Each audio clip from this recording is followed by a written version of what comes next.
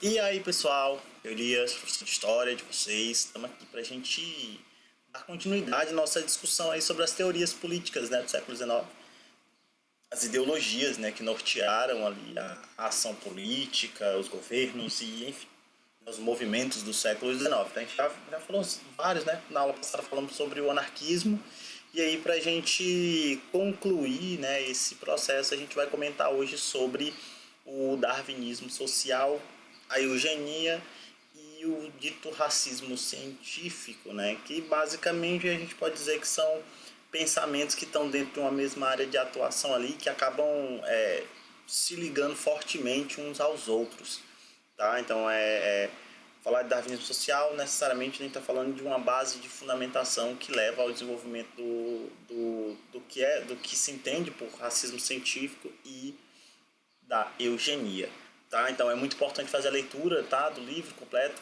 e anotações da aula e do livro, na aula que tem muita coisa que não está lá, vai ajudar na resolução do TD e a dúvidas que surgirem, mandem para mim lá no Google Class que eu vou responder o quanto antes e aí a gente vai discutir, ok? Vamos lá para a gente poder seguir. Então, olha só, pessoal. Darwinismo social, tá? Vai se basear a priori, né, na teoria da evolução de Darwin, né? Vocês provavelmente já ouviram falar do Charles Darwin.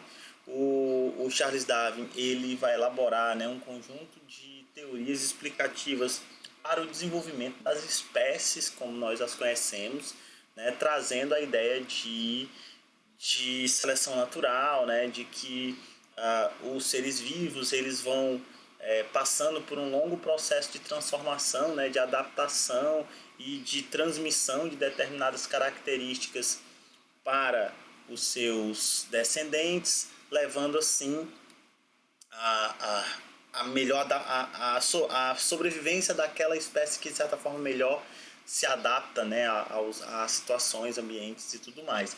Então nesse processo a gente vai ter um longo desenvolvimento, né, de todas as espécies colocadas aí, né, como um longo processo e interminável processo de evolução. Tá? Então, basicamente, é assim, né, isso é de forma bem simples, bem superficial, né, seria mais ou menos isso, né, o resumo do que seria a evolução humana. Então, na concepção do Darwin, tanto nós seres humanos como os animais, as plantas e todos os seres vivos estamos, né, num constante processo de evolução. No entanto, o Darwin, né, quando ele pensa a evolução, ele pensa isso no âmbito biológico, né, na explicação do processo de desenvolvimento da natureza, né, e funcionamento também dos organismos, enfim, naturais, né, de forma estritamente orgânica, biológica e tudo mais. Então, Darwin em nenhum momento arriscou tentar implementar essa interpretação da natureza e dos seres vivos na questão do desenvolvimento da sociedade humana, tá? Então quer dizer, o que é o darwinismo social? O darwinismo social foi, na verdade, uma tentativa, né, de diversos pensadores aí, entre eles, né, o Herbert Spencer, né, que é um mentor de certa forma dessa forma de interpretar. Então, o que ele vai fazer é se basear no pensamento de Darwin, né, no darwinismo, no evolucionismo, e tentar explicar as desigualdades sociais, né, a questão das diferenças étnicas e tudo mais, por meio dessa noção de evolução. Só que o darwinismo social ele se baseou numa ideia de hierarquização, né, de que existem espécies, vamos dizer assim, raças superiores e raças inferiores. Então é dentro desse processo que se constrói, né, uma ideologia, né, que é o darwinismo social, e aí é muito importante, pessoal.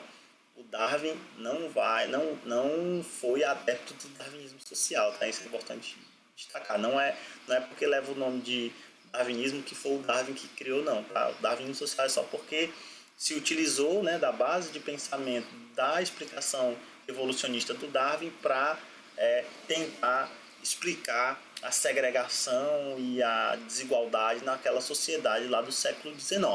Então, basicamente, o darwinismo social ele é um pensamento pseudocientífico, né? Pseudocientífico porque vai se utilizar de uma aparência de ciência, vamos dizer assim, né? Há uma aparência, uma tentativa de dar base científica a toda uma mentalidade, uma cultura que era segregacionista, né? Uma cultura de intolerância. Então o darwinismo social ele vai, né, buscar esse aspecto científico, né, com o objetivo claro de justificar as desigualdades, a segregação e a intolerância que existia na Europa ali no século XIX.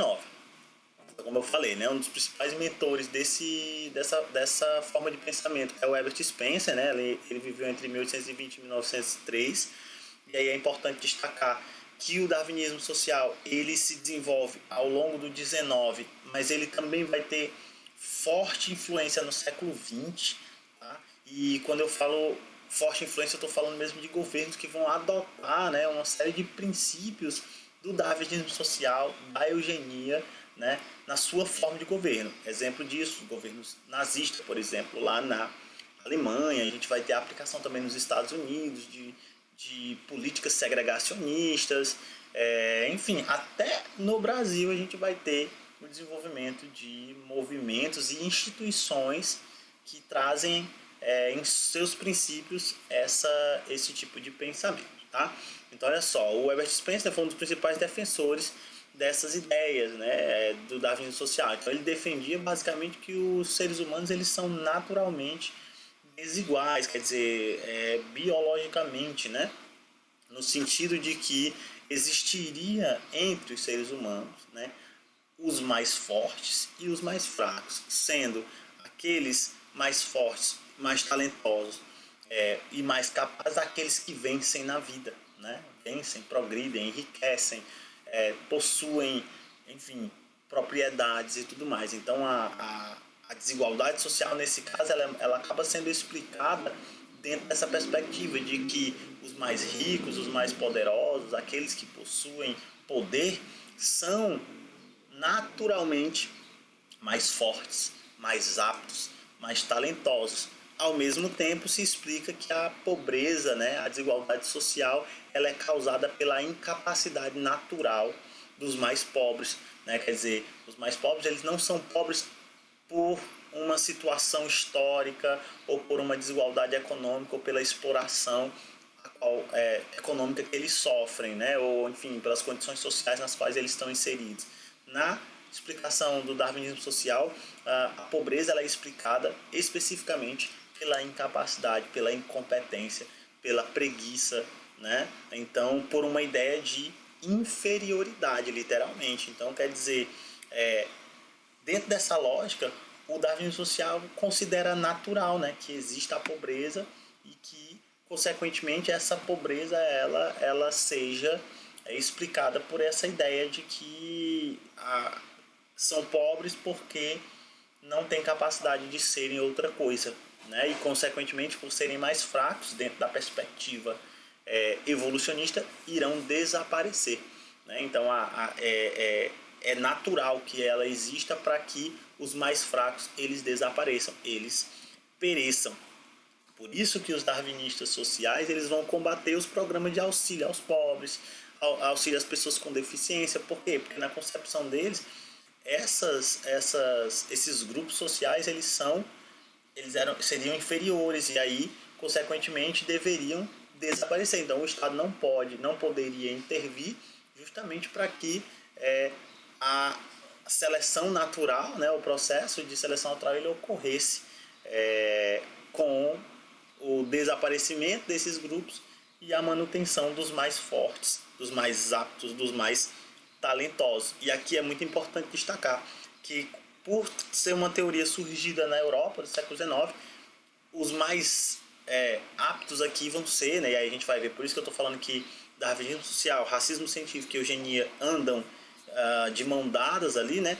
A gente vai ver que os mais aptos vão ser identificados com os brancos, né? Enquanto que os os menos aptos, né, vão ser identificados com as outras etnias, com os outros povos, negros, indígenas, mestiços de outras regiões que passam a ser vistos como inferiores. Tá? Então, o darwinismo social ele vai ser base para esse tipo de pensamento. Aqui, ó, como eu falei, né? Então, o darwinismo social ele vai criar essa base, né? Que é a hierarquização racial dos povos. Ora, você vai ter povos considerados superiores e outros considerados inferiores. Essa lógica de explicação de que os mais fortes, os mais talentosos vencem na vida e os menos aptos, os ociosos, os preguiçosos, eles vão naturalmente serem levados à pobreza e à dificuldade por não terem capacidade, logicamente constrói essa ideia de que existem dentro, né, da sociedade humana raças, né, raças porque o conceito de raça ele não é utilizado, né, não é mais utilizado, mas foi muito utilizado pelos darwinistas sociais, pelos eugenistas, né?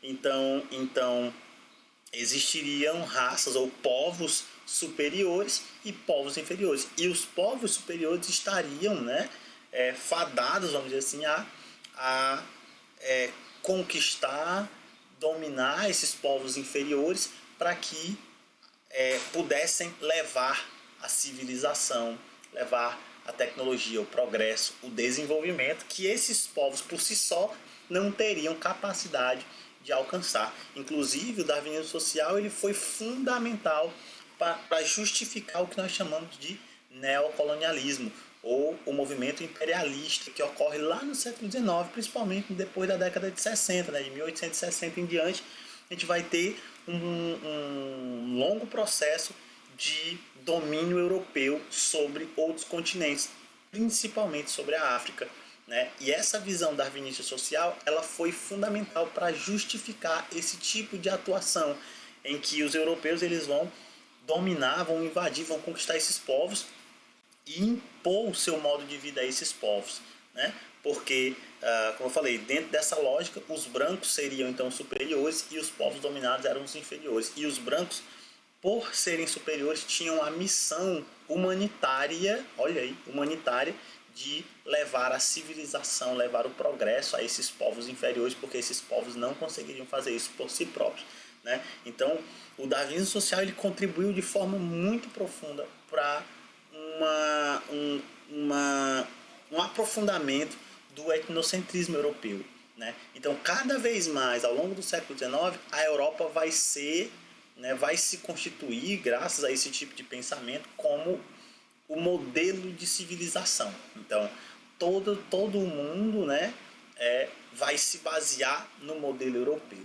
Então, até eu coloquei aqui, né? Ou seja, quanto mais distante um povo tivesse, né, dos padrões físicos, estruturais, quer dizer, branco, cabelo louro, sei lá, né, a forma física europeia ou cultural, no caso a língua, a música, a forma de vestir, a religião, tudo isso, então, quanto mais distante um povo tivesse do modelo de vida europeu, mais baixo ele estaria nessa hierarquia, mais inferior ele seria.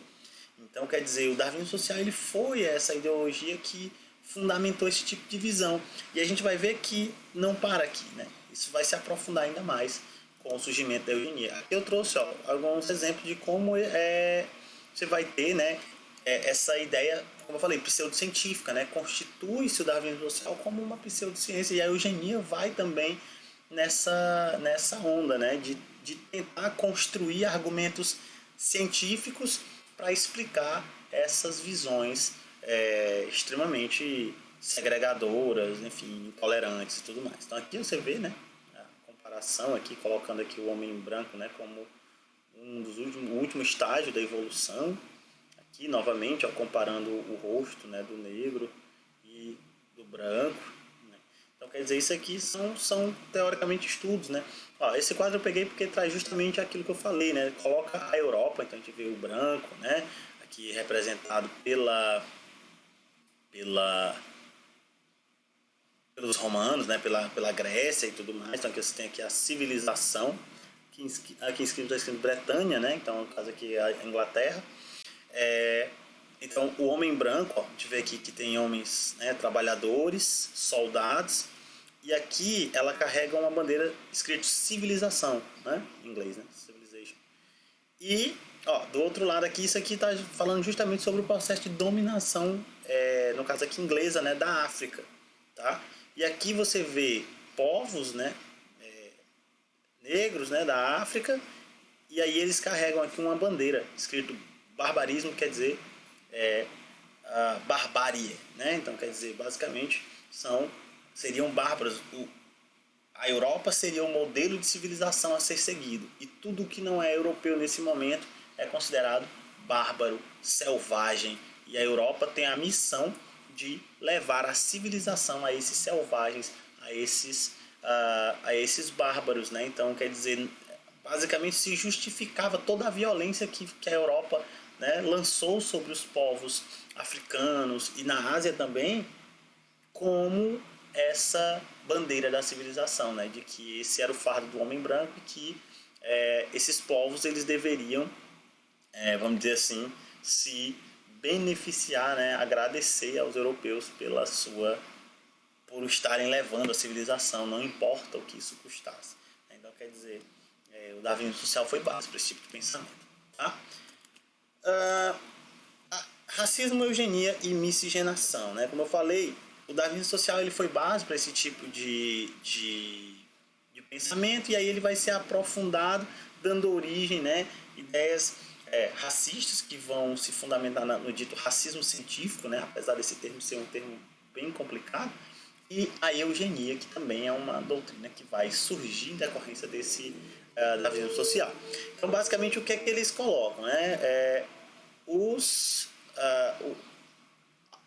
aprofundamento do darwinismo social vai levar a essa ideia de que havia uma divisão hierárquica da humanidade entre uma visão de que existiam povos superiores, no caso aqui identificado com os ditos arianos. Os arianos são um povo indo-europeu que ocupou ali parte a maior parte da Europa e uma parte da Ásia, né? E os povos inferiores, que basicamente se constituíam na grande maioria dos outros povos que não eram arianos. Então, judeus, negros, aborígenes australianos, indígenas americanos, entre eles, né, os brasileiros, enfim, de maneira geral, mestiços, ou seja, tudo aquilo que não era ariano era considerado inferior. E isso vai trazer uma consequência drástica para a Europa. A gente vai ver que no século XX, uma série de regimes autoritários, por exemplo, como o nazismo, vão se basear nesse tipo de ideia para justificar a sua atuação violenta, o seu autoritarismo, os genocídios que vão acontecer. Então essa ideia, né, de que a humanidade ela é dividida entre esses povos superiores e inferiores vai trazer, né, vai desenvolver uma política, né, vamos dizer assim, uma série de políticas que vão atuar baseando-se nesses ideais. Então a gente vai ver que cada vez mais você vai ter estudos, né, científicos que buscavam reafirmar essa divisão de superioridade e inferioridade. Né? Vão buscar as raízes genéticas das características do branco, do negro, do indígena e tal, para demonstrar cientificamente que havia uma distinção ali, né, que havia uma ideia de superioridade. Então, quer dizer, cada vez mais essa ideia, né, esse racismo ele vai se aprofundando e ele vai procurando criar uma ideia científica, né, vai buscar nas características genéticas para tentar defender essa ideia da superioridade de uma raça sobre as outras. Claro que e veja só, isso vai durar o século XIX como um todo, né, e o século XX, e claro, ainda hoje a gente percebe uma mentalidade racista em diversos enfim, níveis da sociedade. Tá? Na cultura, a gente vê isso na rua, a gente vê isso na língua, a gente vê isso na literatura, enfim, a gente vê isso em diversos aspectos da sociedade. E isso não apenas lá no século XIX, não apenas no século XX. O nosso século XXI ele ainda é marcado por uma presença muito forte do racismo. Isso é inegável. Tá? A eugenia, pessoal, ela surge também, né, dessa tentativa. Né? Um dos mentores da eugenia é o primo do Darwin, por incrível que pareça, né?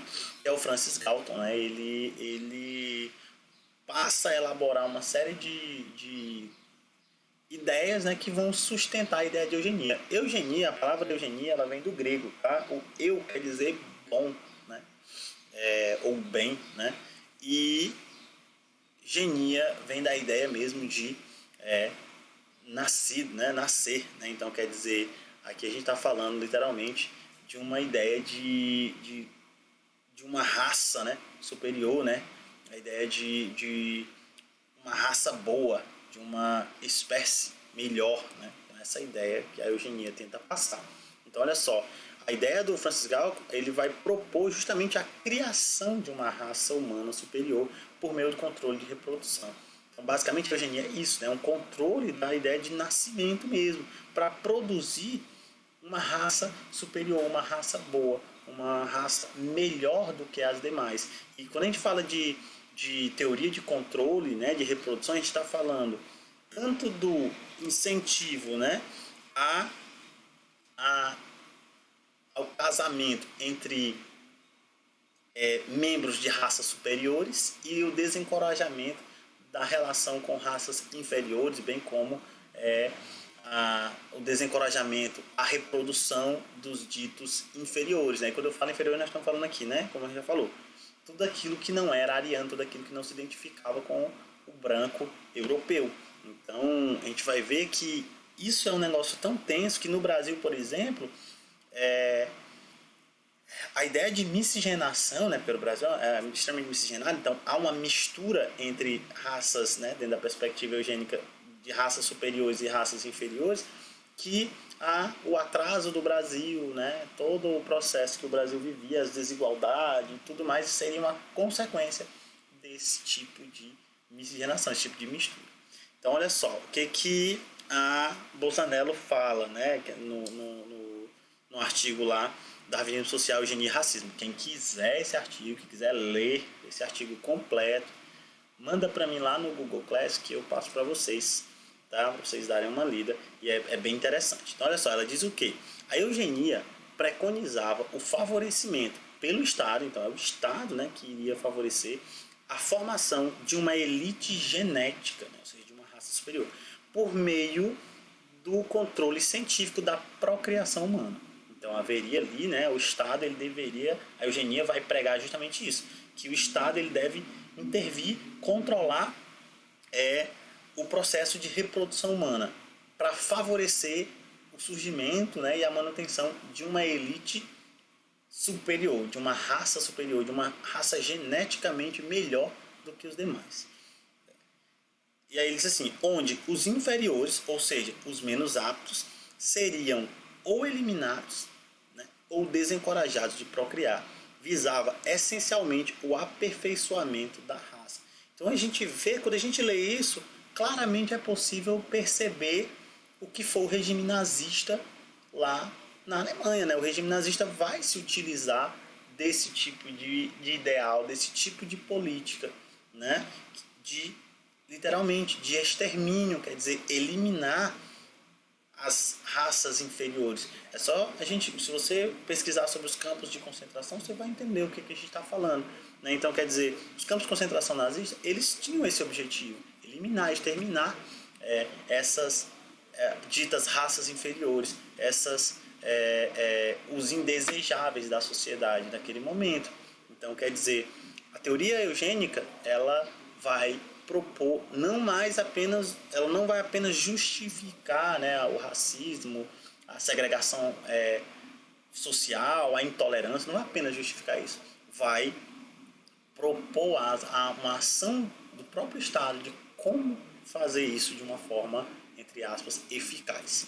Tá? Então aqui o Francis Galton, para a gente conhecer ele, e aos ditas antropometrias, né, como eram chamados, quando você vai ter ali a medição de de aspectos físicos, né, justamente para comparar brancos com negros e tudo mais, para poder, e a partir disso definir, né, quais eram os aspectos que tornavam uma raça superior, outra raça inferior. Então isso aqui é também chamado de craniometria, né? Aqui novamente, né, antropometria, mede o nariz, comprimento dos braços, enfim. A eugenia buscou esse ar científico, né? Então, mas é considerado uma pseudociência, né? Então aqui, ó, né, uma imagem aqui que é justamente um cartaz aqui, né, se não me engano, do primeiro congresso lá de eugenia. Então, a eugenia, né, é a autodireção da evolução humana, é o que está escrito aqui. Né? Então, como uma árvore, os eugenistas, né, produzem material de diversas fontes e organismos, colocando tudo isso, né, em uma entidade harmônica. Por isso que a gente tem aqui uma árvore, né, que é a eugenia. E aqui, se vocês olharem aqui embaixo, ó, você tem várias áreas, né, como fossem raízes aí, que vêm trazendo contribuições de diversas áreas para formar essa árvore que seria a eugenia. Então você tem aqui, ó, biologia, anatomia, psicologia de novo, genética, aqui, ó, mental testing, né, que seria teste mental, antropometria, como eu falei para vocês, aquele esquema de medir e tudo mais, história, geologia, antropologia, arqueologia, etnologia, geografia, leis, políticas, estatísticas, economia, biografias, genealogias, que é o quê? Educação, sociologia, religião, psiquiatria, cirurgia e medicina. Então, todas essas áreas contribuiriam para o desenvolvimento da eugenia. A gente vê que a eugenia ela foi um movimento bastante amplo, né? Que vai se estender por diversas áreas. Você vai ter pensadores, cientistas, nessas diversas áreas que vão contribuir, que vão trazer aspectos da eugenia para a sua atuação científica, a sua atuação intelectual. Tá? Isso em diversos locais do mundo, não estou falando apenas da Europa. Você vai ter eugenia em diversos locais do mundo, inclusive no Brasil. Já vi. Então veja só, essas ideias, pessoal, elas fundamentaram programas de controle da reprodução humana, e isso ao longo do século XIX e ao longo do século XX, certo? Então, olha aqui, ó, os Estados Unidos, entre o século XIX e o XX, promoveu a esterilização, né, de cerca de 70 mil pessoas. Esse número varia, né, mas aproximadamente 70 mil pessoas. Quem eram os alvos desse processo de esterilização? Esterilização é você impedir, né, a procriação, né? Você faz com que essas pessoas não possam mais se reproduzir, né? Não possam ter filhos. Então veja só, pessoas com deficiência física e mental, então pessoas com transtornos, né, mentais, pessoas com deficiência física, epiléticos, mendigos, prostitutas, negros, chineses, ditos vadios, né, que eram as pessoas ociosas. Então, os ditos indesejáveis, né, dessa ideia eugênica. Então, quer dizer, esse tipo de controle é um tipo de controle segregacionista, né? Você vai ter um tipo de controle altamente racista. É isso que vai se produzir. O regime nazista na Alemanha, entre 1933 e 1945, causou o extermínio de milhões de pessoas baseado nessas ideias eugenistas. Só para você ter ideia, os campos de concentrações, né, levaram ao extermínio de 6 milhões de judeus, aproximadamente. Esse número pode ser maior. Né?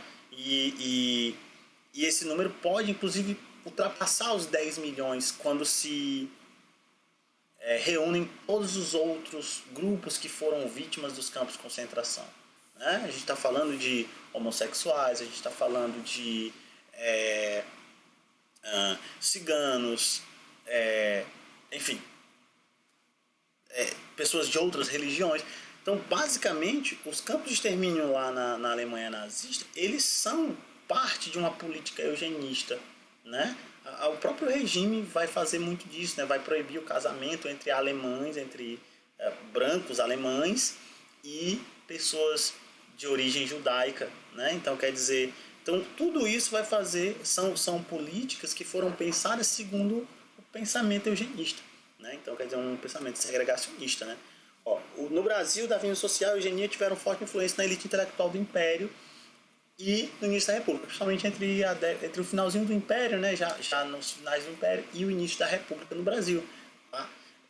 Aqui, né, destacam-se aqui dois, o Silvio Romero e o Raimundo Nina Rodrigues. Tem outros, né, que vão ter uma forte influência na eugenia, que vão construir vão defender políticas eugênicas no Brasil, né?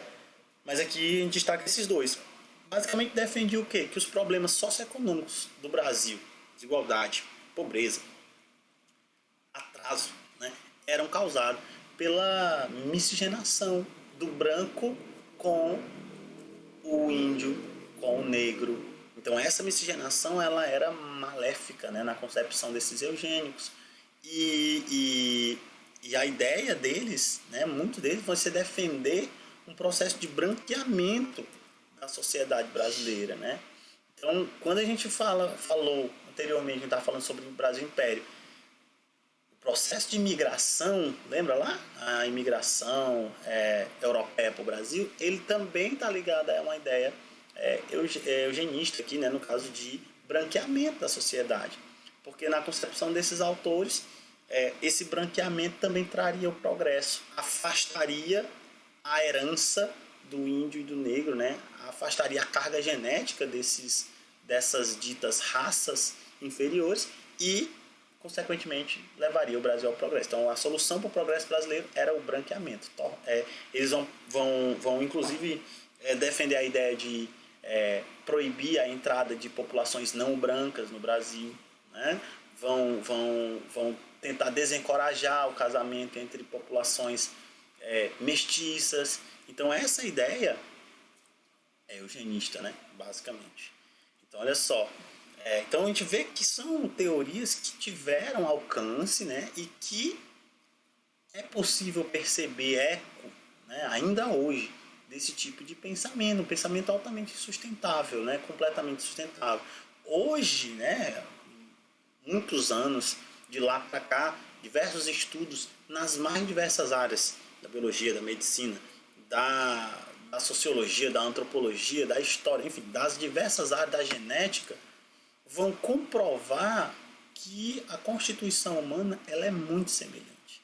Então, hoje é insustentável se falar em raças, em raça superior, raça inferior, enfim, só existe uma raça, né, na concepção atual, né, que é a humana, né? Basicamente a humanidade ela é muito semelhante geneticamente, né? O que nos torna diferente essencialmente são nossos aspectos culturais, sociais, né, que são consequências das nossas relações sociais e históricas, tá?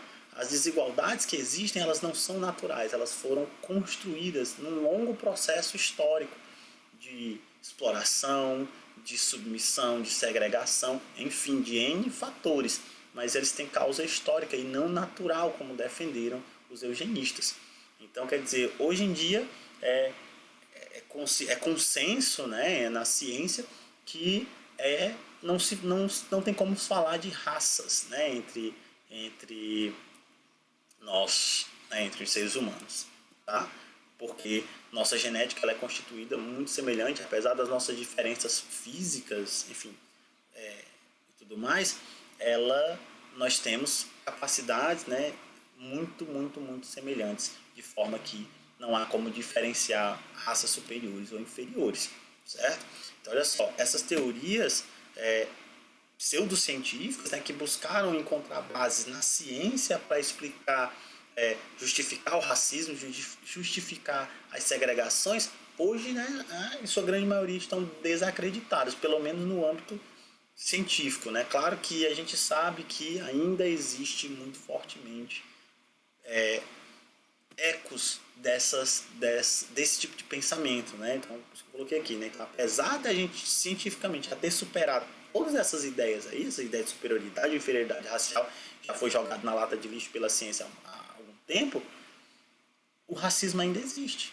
O racismo ainda é uma realidade concreta, ele se materializa como eu falei, em diversos patamares da sociedade, como eu falei, no nosso cotidiano, nas nossas relações pessoais, na cultura, né, como eu falei, nas políticas. Então a gente vai ver que o racismo ele ainda existe, ele ainda é estrutural, né, ainda é forte, ainda é possível perceber fortemente a presença de uma mentalidade racista, e isso não apenas no Brasil, né, mas no mundo de maneira geral. Mas, né, a gente tem cada vez mais um processo de avanço, e aí é importante destacar, né, que a luta, né, dos movimentos negros, a luta pela igualdade social, pela igualdade racial, cada vez mais tem colocado, né, uma pedra aí em cima desse tipo de mentalidade, mas ainda há muita coisa para se lutar, né? Então, olha só, aqui algumas imagens aqui mais no Brasil mesmo, né?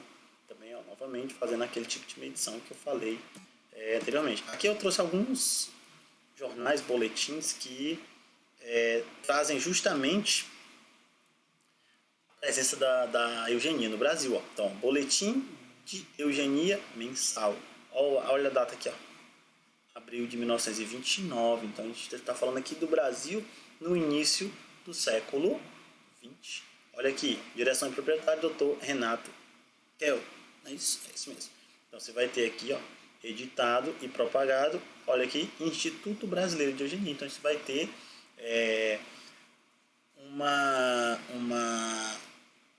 liga, né, uma série de instituições de cunho eugenista que vão aparecer no Brasil aqui no início do século XX. Então, olha só, aqui o Instituto Brasileiro de Eugenia. E aí, olha só, aqui só para a gente poder entender aqui, ó, o que ele diz. A eugenia tem por fim cooperar para o aumento progressivo dos homens. Física, aí ele repetiu aqui, né?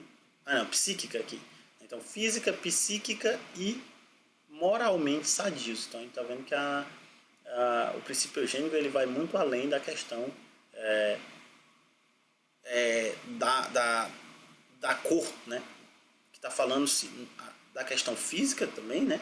Psíquica, mental, aqui a gente está falando, e moral. Então é importante destacar que a eugenia ela tem essa característica moralizante também, tá?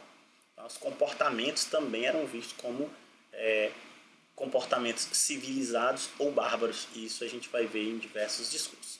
Para a diminuição paulatina do contingente dos fracos, doentes e degenerados, concorrendo desse modo para a constituição de uma sociedade mais sã, mais moralizada, em suma, uma humanidade. E aí você vê que ele destaca a humanidade, né, colocando então que a humanidade ela só seria humana se ela seguir esses preceitos eugênicos. Humanidade equilibrada, composta de indivíduos fortes e belos, elementos de paz e de trabalho. Olha aí. Outro, que é a Gazeta Médica da Bahia, publicação mensal, maio de 1892, aqui ainda no final do século XIX. Antropologia Criminal. Olha aqui quem está fazendo, né? Pelo Dr. Nina Rodrigues. A gente está falando aqui, já comentamos sobre ele. Então, olha, estudos de craniometria, né? A medição do crânio. Então, antropologia criminal. Ele diz assim, ó, o crânio do salteador Lucas e o de um índio assassino. Então aqui você vai ver, como falei, aquele esquema de comparação, né? Que vão, teoricamente, estabelecer as bases dessas desigualdades raciais de superioridade e inferioridade. Tá? Então, pessoal, é isso, né? Para a gente conhecer o que é a eugenia, né? Até mesmo para que a gente entenda, né, o que significaram, né, e quais são as consequências desse tipo de pensamento na história, né, bem como nos nossos dias. Tá certo? Então, eu espero que tenha sido claro. Qualquer dúvida que tenha surgido, mandem para mim lá no Google Class que eu vou responder. Tá? Então, muito obrigado e até a próxima.